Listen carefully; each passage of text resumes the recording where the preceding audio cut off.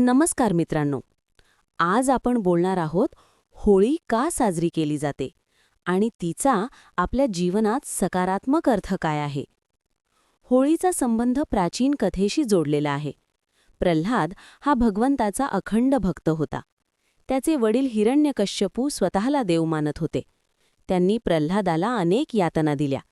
शेवटी त्यांची बहीण होलिका हिने अग्नीत बसून प्रल्हादाला जाळण्याचा प्रयत्न केला. पण काय झाले? भक्ती आणि सत्य जिंकले. होलिका जळाली आणि प्रल्हाद सुरक्षित राहिला. म्हणूनच होळी म्हणजे वाईटावर चांगल्याचा विजय. पण मित्रांनो, ही कथा फक्त बाह्य घटनेची नाही. ती आपल्या आतल्या जीवनाशी संबंधित आहे. आपल्या मनातही हिरण्यकश्यपू आहे. अहंकार, राग, मत्सर. आपल्या आयुष्यातही होलिका आहे. नकारात्मक विचार, भीती, द्वेष.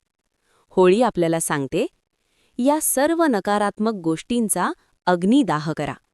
जशी होलिका दहनात आपण लाकूड टाकतो, तसेच मनातील वाईट सवयी त्या अग्नीत टाका.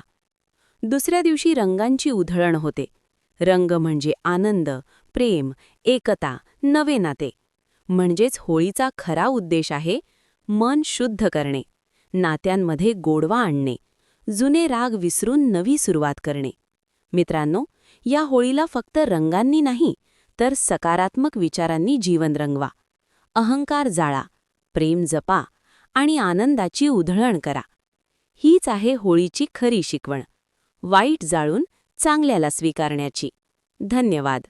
पुन्हा भेटू नवीन विषय घेऊन. तोपर्यंत आपले चॅनल सबस्क्राईब करा.